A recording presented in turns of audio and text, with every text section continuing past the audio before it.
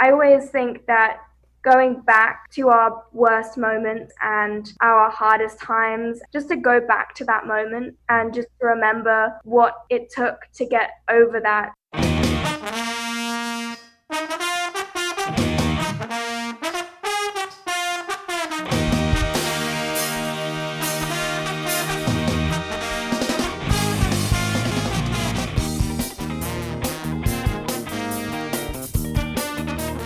Hello to all and welcome to Career Competitor, a podcast that is a part of the CG Sports Network.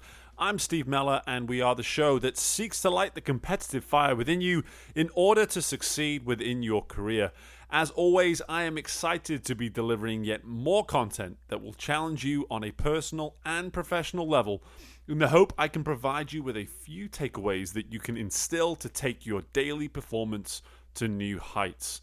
My guest today offers such a unique perspective when it comes to all of this, but I want to remind you all to firstly find the time to follow, subscribe, and rate the show, specifically if you are listening to me on iTunes. Furthermore, be sure to follow me on all my social media outlets, which you can conveniently access through my website at careercompetitor.com.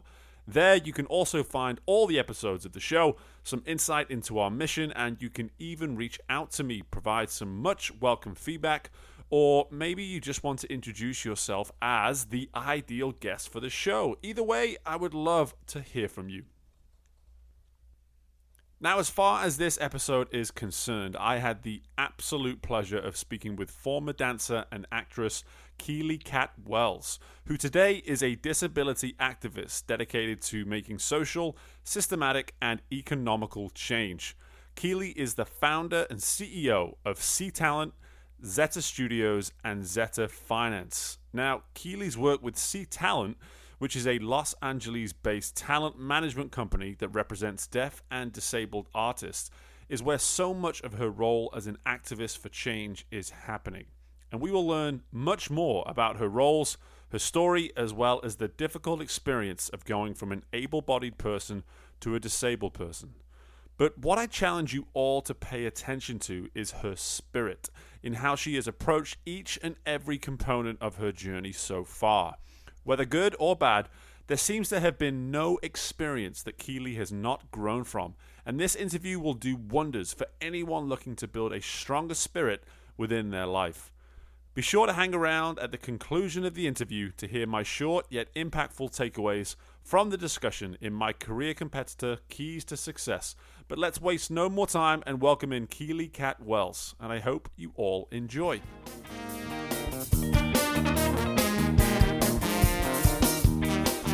All right, well, I am absolutely excited to be bringing on Keely Cat-Wells to the Career Competitor podcast. First and foremost, Keely, how are you today? I'm very well, thank you. Doing well. Complaining about the very hot California weather in true British style. Yes, I mean, I have to deal with that on a daily basis for about 6 months a year living in Louisiana as I do. But yes, I can relate and fully empathize with you when it comes to that stuff. But already you've given away that I'm getting to speak to a fellow Brit, which is something that I've only been able to do a handful of times on this show so far, so I always appreciate it, and I think listeners always hear my Britishness come out just a little bit more when I'm talking to a fellow Englishman. But very excited to have you join us, and before we start to really get into some of the fantastic stuff I know we're going to be discussing here today, why don't you catch up our listeners on specifically what it is you are doing today? Sure, thank you. So I am the CEO of a company called C-Talent, which is a talent management company that represents deaf and disabled actors. I'm also the CEO and founder of a new company called Zetta Studios, which is the world's first fully accessible film and TV studio for people with disabilities. I'm a disability activist, and my work really revolves around access and access in the entertainment industry. Yeah, just some really powerful stuff. And for me personally, when we got connected a couple of weeks back, I was just filled with questions and really just curious about so many things to do with what it is you're doing today. But before we really start to dive into that stuff, I think it's going to really help everybody just to get a feel for what's sort of brought you to this point and why it is that you are so passionate about what it is you do today. So let's just rewind a little bit and go back to what it was that you really first found as a passion in life, and that was acting and that was dancing. So just talk to us a little bit about your background in both of those fields growing up in England. Yeah, so I grew up in West Sussex in the UK, and I grew up in the countryside. I grew up on a racehorse yard riding horses.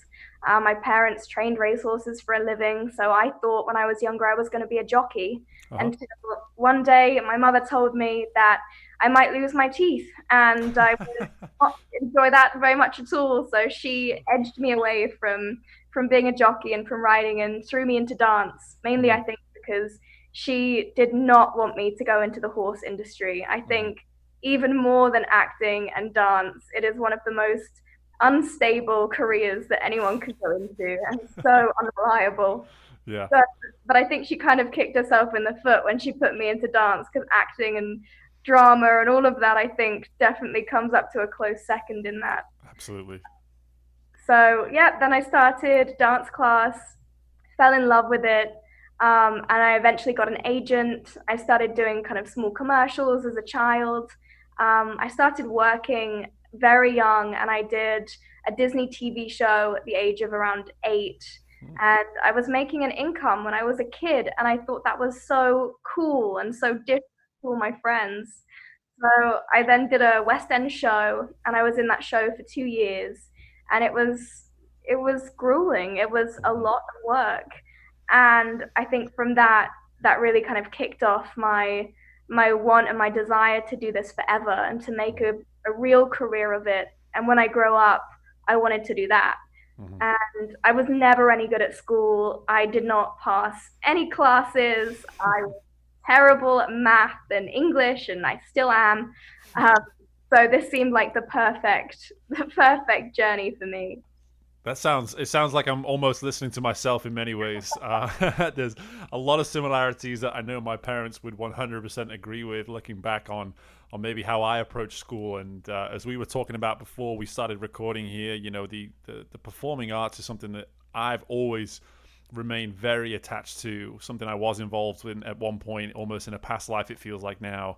And the competitive nature, and you kind of touched on it a little bit there with dance and with acting, is truly something that never really gets the acknowledgement that it deserves. And that is one thing that maybe people that are used to listening to this show thinking, okay, talk to us about when she was an athlete. Well, dance and acting from a competitive standpoint is right up there with any sport on the planet. So with that being said, just talk to me a little bit about how you maybe adapted to the competitive world, the competitive element of what it was you were going into at that, younger age, as young as 8 by the sounds of it. Yeah, dance taught me so much. From such a young age, I learned time management, I learned perseverance, I learned creativity, I learned stress management, I learned how to eat correctly, I learned how I would keep mental clarity. And I learned that so young. And I Mm-hmm. think that has helped me so much throughout my whole life. Yeah. Because I remember when I started to go to auditions and you would see so many other people that looked exactly like you would, suddenly just compare yourself straight away to every single person in that room. And you have to have the confidence in yourself to be like, well, I've done everything that I possibly can to prepare myself to do the best I can. And just to ignore everyone else in the room and just be confident in what you've done. And I remember learning so young that to be able to give myself that confidence, I had to do all of these things. I couldn't skip any days. I had to make those sacrifices, and I had to also accept criticism. I Mm. think learning that so young was incredibly beneficial. And you also learn rejection. You get what, one in every 50 roles that you go for. Wow. It's it's crazy. It's a It very is. tough industry. It is, and I think that that's a really, really important point in that a lot of sport as you grow with the sport, maybe you start to feel a little bit of disappointment and failure as you go, but rejection really isn't something that you have to deal with. And I for one believe that rejection is as raw an emotion that any child or teenager or adult for that matter has to really learn how to deal with, because it is such a a realistic thing that we have to encounter within life, whether it's on a personal level or a professional level. So, rejection is such an interesting component to all of this. But you touched on the way that you were able to remain focused on you, the individual. But I would have to assume that didn't come naturally. Like when did you start to feel yourself maybe comparing yourself a little too much? And when did you learn, okay, now I need to start focusing on Keely and Keely alone? Yeah, I definitely learned that because I knew I was never the best at anything. When I was riding, I was never the best horse rider. When I was in dance, I never had the natural turnout or the natural ability or the natural body shape. I was never the best. I never had the best looks, but I was okay. I never had the best skill, but I was okay. I was Hmm. always just that girl who was okay. So I was like, what can I do that's going to make me stand out Hmm. and give me something, give me the edge in these auditions? And I learned that that was doing what others don't. And that was going beyond and above what everyone else was doing. And it was very difficult to find out how to do that. Hmm. It was at the beginning just putting in more hours. And it was then searching for kind of other opportunities that maybe those others weren't going for. And I remember I did the craziest things. When I was about 10 years old, they had the West End show of Oliver not Oliver, sorry, Lion King Hmm. in London. And obviously, they are amazing with authenticity in that show, Hmm. and they only take people of color. But I insisted that my mother sent in my headshot this Right. white blonde girl. So I want to be in that show so Sure. badly. I was like, and she sent it in. She was like, "This is just a terrible idea, Keely." But I was young. I had no idea. I just wanted to be in everything and have every opportunity and do what other people didn't. Yeah, that's a really very very unique perspective for someone at such a younger age. I think that is something that few people maybe listening to this now in their 20s and their 30s have still sort of been trying to find a way to juggle, okay, what's going to be my lane, what's going to be the way that I pursue my optimal self. And it sounds like that's really what you were trying to establish even back then at the age of 10 and 11 years old, that how can I find a lane that I can really be passionate about staying in and committing to, and knowing that this is going to be the lane that leads me to my optimal self, and trying to go above and beyond where others maybe weren't willing to is certainly a trait that is going to separate you from a lot of people. And out of curiosity, was there a moment where you found that really set you apart in a way that maybe took your career to that next level that you always wanted to get to? Yeah, it definitely did. It took me to the 2 year contract that and Hmm. basically secured my kind of my commitment to the industry. Yeah. Um, but it also brought so many negative side effects too, Hmm. because I then started to see, I was like, I've set this bar for myself. And if I go down from this bar, then I will never forgive myself and I'll never be good and I'll never do anything ever again. So it's really balancing that kind of perfectionism was never built in me. It was never something that I had growing up, but it Hmm. was something I definitely learned. And I learned that with trying to be the perfect me to be better than other people, and Hmm. then trying to hit that every time and every day, it gets exhausting. Absolutely. It was definitely a reminder that at the end of the day, just take a step back, look at what you've achieved, and carry on that right path that's meant for you, and just keep doing your best. That's fantastic sentiment. Yeah, really great. And it is a an industry that forces you to mature quickly. There's no doubt about it, and you can hear that. Everything that you're talking about there was you being forced into having to mature and having to see things that few girls your age were capable of seeing that way, and you were forced to do that. But some really fascinating stuff, and again, it really does support everything I was saying there at the beginning in terms of dance and acting being just as, if not more competitive than any sport we've ever had on this show. So I'm so glad that we were able to get more detail on that. But specifically now moving towards where you are in your role today, what was it about your story, your life story, that maybe brought you to a point where you felt the need to become more involved in the areas that you are now involved in today?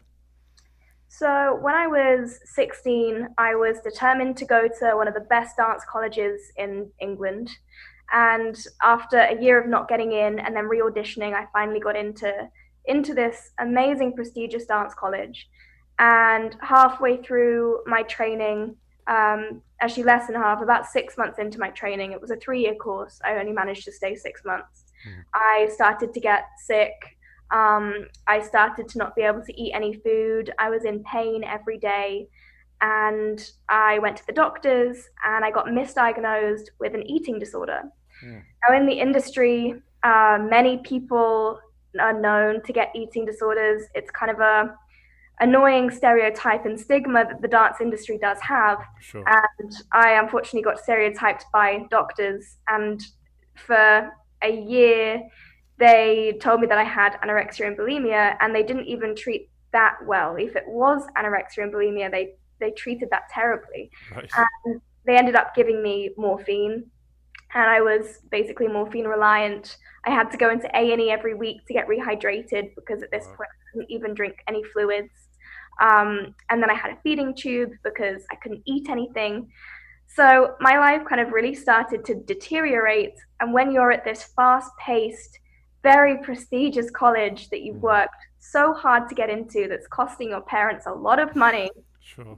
do whatever you can to stay training. And I remember going in, I looked just terrible. And I would just sit in front of these incredible ballerinas and people in perfect shape. And I would sit at the front of the class and just have to watch. Yeah. And it would be the most heartbreaking thing, but I was learning. And I think I learned so much just watching them do their thing. And I think I learned more about life in those lessons than I ever did about dance or anything like that. Mhm. Um, so that was kind of the real big turning point in my life. And then about a year later, after going to various different doctors and surgeons and trying to find out what was wrong with me, a doctor finally did a correct test, an Mhm. X-ray, and they operated, and the operation went wrong, and that led to a series of 8 major operations within a Wow. year. And then at the age of about, I think it's 17, I became disabled.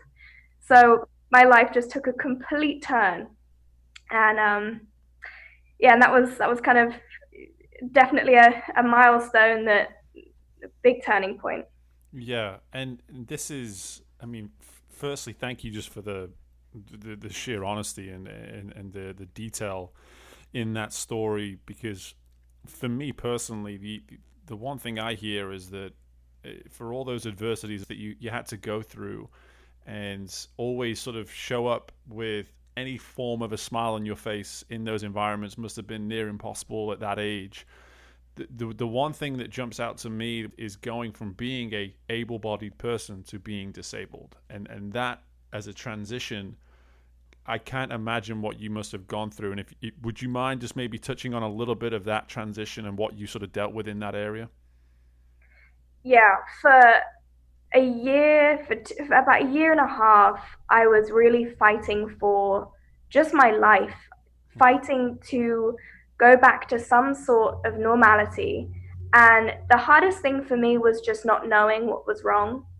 And as you say, having to put on that brave face and having to pretend to your family everything is fine, pretend to your grandparents everything is absolutely fine, I'm Right. happy, and all of this, that was probably the hardest part. And I think that set me up very nicely Yeah. for this huge shift in my life. And I think when I did become disabled and I had that final operation, it was such a relief because I was better. I Mm. could finally get back to some form of living. Yeah. Because point, I really wasn't living. I was just breathing and in bed and Just surviving. absolutely just surviving. So when I did have that operation, I didn't really think about it at the time Mm. that I was now disabled. It was only when I came out into the world and I was ready to kind of get back into some form of a career and Mm. going after my goals that I realized the world was not made for me. It was Mm. not made for someone with a disability. And Right. that's what really made me realize that I had now a disability. Yeah, that's a that's a part of this that really is an incredible component, and probably the biggest giveaway of any as to why you're doing what it is you're doing today, in that you've gone from being able-bodied to being disabled, and suddenly now looking around and asking the question, why has this world not been created for people like me to be able to function the same way anybody that's able-bodied is able to. And I think that is something that in my lifetime working within sport, I have come across numerous people of disability and sense that from them, that there is an afterthought, if you will, for how they're going to go through life and be able to experience things the same way an able-bodied person would be able to experience them. But the one thing I definitely want to do here is try and look at all of this now with a forward-thinking, optimistic mindset as possible in terms of the work that you're doing today. And it just becomes really clear in these roles that you are obviously competing every single day, not necessarily for you, but on behalf of so many other people. So just talk to us a little bit about now these roles in more detail that you introduced yourself with today, starting off with your position at the with C Talent. Yes. So I realized, so I went kind of back into acting rather than dance. I was a little bit scared to go back into the dance world with a disability that just seemed completely out of reach for me at the time. Mm-hmm. So I entered into the acting world and I came out to the US. I remember getting on the airplane for the first time since my operations and all of my health issues and being like, how am I going to survive this airplane journey? I just remember that so clear. It's Yeah. a weird feeling, and I think anyone listening with a disability will be able to relate to that. I'm sure they can. And then you get to LA, you have your first audition. How does your newfound disability affect that? Often I feel a bit like an undercover agent because I've got an invisible disability until you see it.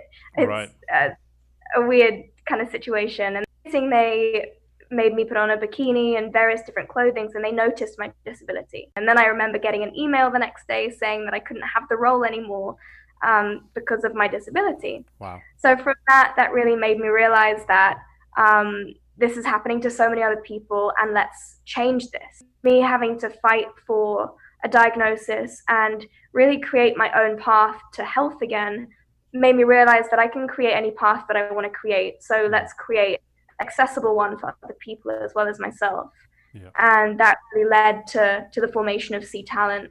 And now we represent amazing talent. And just today, actually, I was finally able to tell everyone that we got a sponsorship from American Eagle Outfitters, Wow. and they offered us $20,000 to build our company, which was an amazing win. Wow. I mean, thank you so much, firstly, for sharing that news with me on this podcast. That's just so wonderful to hear that a large company, a large organization like that is so confident and supportive in this movement that you're working on there with C Talent. And in terms of the overall mission now moving forwards, what do you foresee as the future looking like for the company, for all of the clients that you have under you? I really see us making headway with breaking these stereotypes that have been so inbuilt in the media. Mhm. Often, when we think of people with disabilities, the first thing that comes to mind is like Captain Hook or the Hunchback of Notre Dame or the Joker or characters that have either been scary characters that have either been a burden or that have just not been able to contribute to society and they get trophies for getting out of bed. Yeah. So I would really love that we make such an impact that we change the way the world views disability. And we've made progress. We've had our clients book roles that have not specified that they've needed to have a disability in the role. And I say that, but we want people to notice the disability. We come from a certain culture that needs to be recognized. But I would also really like to see our company also representing CEOs and leaders and other companies at the forefront of disability, and really have disability represented behind the camera as well as in front of the camera. So I definitely see us kind of taking that journey and start to represent, many different people of all different jobs. Yeah, and I'm assuming what the work that you're doing with Zetta Studios as well is going to be just a huge component and catalyst for all of this. So just talk to us a little bit about the work that you've done there. Thank you. Yes. So I'm hoping, so Zetta Studios really came out of realizing that I was so sick and tired of my clients having to drag wheelchairs up the stairs or get changed in storage rooms because there's no accessible trailer on set. Right. And the idea of being able to create access myself rather than have to wait for it to happen, I just thought, let's go with it. Let's do it. Let's create a major studio that is really going to imprint a footprint in this industry and suggest to production and really entice them into being able to include people with disabilities in all aspect of production, because we're going to make it so easy for them to have the access and to to really implement all types of access, like sensory access, cognitive access, as well as obviously what everyone thinks that access is, which is physical access. But it goes beyond a ramp. It goes beyond compliance. Yeah, that's fantastic news. And out of curiosity, is that something that has been completed now? No, unfortunately, it's not been completed yet. Okay. It's in a very exciting stage where we've got planning permission in with Wonderful. land in the UK. Yeah. And people do ask me, they're like, why are you talking about it now? Because it's not built yet. And I'm like, well, I want people to do this. If I Yeah. can give someone the idea and they can create it before me, fine, please go ahead and do it. I Yeah. would be so happy. Yeah. So we're very much hoping that we get this planning permission granted. We've come a long way in the past couple of months. So we'll see. Yeah, it's definitely an exciting turning point at the moment for the studio. Absolutely, and I'm glad I asked the question because for that exact reason, because that is for me. So many of these movements only have the opportunity to become what they eventually become because we start talking about it. And Yeah. if we keep this a secret until it's built, it's going to make it so much harder to actually get the momentum required to build it. And so for me to hear that it isn't complete isn't necessarily a negative component to this at all. Like, to your point, if someone's listening to this now and says, "What a great idea! We should do that. We should build one of those." Like, go ahead. Let's get this momentum going in some way, shape, or form, in order to make this a common occurrence as opposed to an anomaly that's out there in the world. Yes, and I love the idea of people able to look at me, who is a young female disabled woman, who, what gives me the right to build something this big and this exciting and this. I don't have the experience that's probably required to do something like this, but I'm going to do it anyway because I believe in paving your own way and doing what you want to do. So hopefully that would maybe make someone think about their route and their path, and maybe that they can go after their goals sooner rather than later. Yeah, absolutely. Well, for someone who described himself as a girl that does things just okay, you're doing some pretty great things. You're doing some pretty great things. Let me tell you that. But one thing I would love to learn from you is how you've maybe used your experiences, and you've given us so many examples of that now. How you've maybe used your experiences to help coach and to help advise your clients to not only go and pursue their dreams, but to bounce back when maybe they feel as though they've been somewhat taken off track. So how do you maybe have the role of a coach, let's say, in the success of these clients that are working with you? I really love the idea of being a coach or a mentor. Hmm. And I feel like anyone can be, because I think we can all learn from our own experiences and we can all share things that we've learned along the way. And I think many people in the disabled community, we have really high hopes for ourselves. We have big standards to live up to because we have already come against so much, that we believe we can do more. And I always think that going back to our worst moments and our hardest times, and a lot of us have had near death experiences and very difficult things that we've had to accomplish.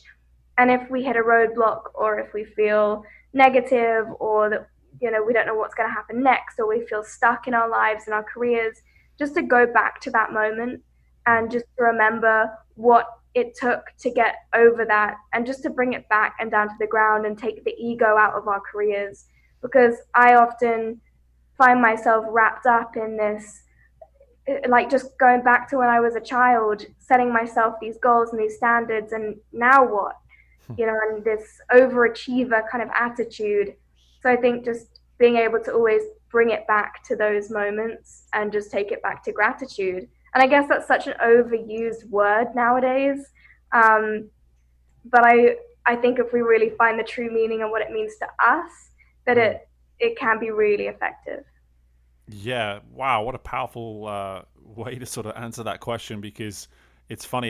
Here I am asking you about the role in which you play with these clients, and what you've actually done is provided me an answer which is gonna be applicable to just anybody listening to the show. And that's what I love about our show, is that we have this opportunity to bring to light advice and a mindset that you're using in what I would call a very niche area, and applying it to anybody and everybody that's listening, that's working in goodness knows what area. And I think that's what's so fantastic about the show. I think this is what's so obviously incredible about your story, Keely, in terms of just really what it is you're doing today. And with that in mind, before I let you go, please, please, please tell everybody where they can find more information about yourself, about all this work that you're doing today. Thank you. I'm on good old Instagram, which is just my name, Keely Cat-Wells. And then there's my website, keelycatwells.com. And then there's C Talent website, C Talent's website, which is ctalent.org. And then there's Zetta Studios' website too, but it can all be found on my website and my Instagram. So that's probably the best place to go. Wonderful. Perfect. Well, Keely, I cannot thank you enough for joining us on Career Competitor today. There was so many questions, like I told you at the beginning, that I was just so excited to gain more insight into, and you've been able to deliver that and some, which has just been so wonderful of you to be so candid, quite honestly, about some of your experiences, and obviously this great work that you're doing today. So thank you so much for your time. Thank you so much for all this fantastic information, and some really important dialogue, and good luck with everything as well. Thank you so much for having me. And I am a huge fan of this podcast, as I said at the beginning. So this is a very big honor for me. Well, I appreciate you throwing that in at the end. Thanks again, Keely. Thank you. Wow, such an absolute pleasure to have Keely joining us on the show today. And as always, I'm going to leave you with my career competitor keys to success. Firstly, my competitive call. That is going to be coach. From a coach myself to you, the listener, I encourage you all to find ways to coach more within the work you are doing. Now, I don't want you to go out and start blindly giving advice to people as if you know better than them. But what I would love for you to do is to look for opportunities to pass on any lessons and teachings you may have experienced and benefited from yourself, especially if you are seeing people struggle with things that you yourself have before. Keely is not just the activist for change within her community because of the company she has created, but even more so because of her willingness to pass on and share how she has overcome obstacles and achieved success against the odds. This is a selfless act where the person you are coaching may be the only person to benefit from this. But I believe we have a duty to do this within our world so as to keep advancing everyone around us.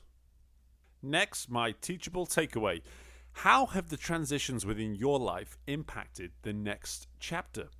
Listening to Keely explain in detail the challenging phase in her life where she very slowly learned of the ailment she was dealing with and how it led to her becoming disabled is something few of us could comprehend, let alone deal with. But every step of this journey and transition within her life seemed to shape how she would not only handle the next step, but how she would get the most from it. Transitions are something we must look to use to our advantage, no matter how difficult. But it requires analyzing what we went through and what we can take from it. So I challenge you to think about what transitions in your past could maybe shape a stronger version of you today. Finally, my motivational move. Rejection must refine you, not define you. It took me listening to the story of an 8-year-old budding actress to realize that we do not discuss dealing with rejection enough. Think about the job you are in today and ask yourself, how many rejections did I have to experience in order to get to this point? Hey, maybe you're one of the lucky ones who has been offered every job you've ever applied for. But maybe I am talking to someone right now that is just starting out on their career journey, and I am telling you, there is a high chance you will suffer rejection at some point. But those moments will always be a crossroads where you can either be defined by the rejection and tell yourself you are not good enough, or you will let it refine you and force you to work on a weakness you might have. I relate to this motivational move massively, as growing up, I truly thrived on people thinking I was not good enough. But if you are listening to this and you know you still have many more levels you want to achieve within your career, well, just prepare to receive a rejection or two along the way. But thrive on those moments and come back stronger next time. That is it for both my keys to success and for the episode. I encourage you all to look more into Keely's work at KeelyCat-Wells.com. And in the meantime, best of luck with everything you have going on within your world, and I look forward to speaking with you all again very soon. Bye for now.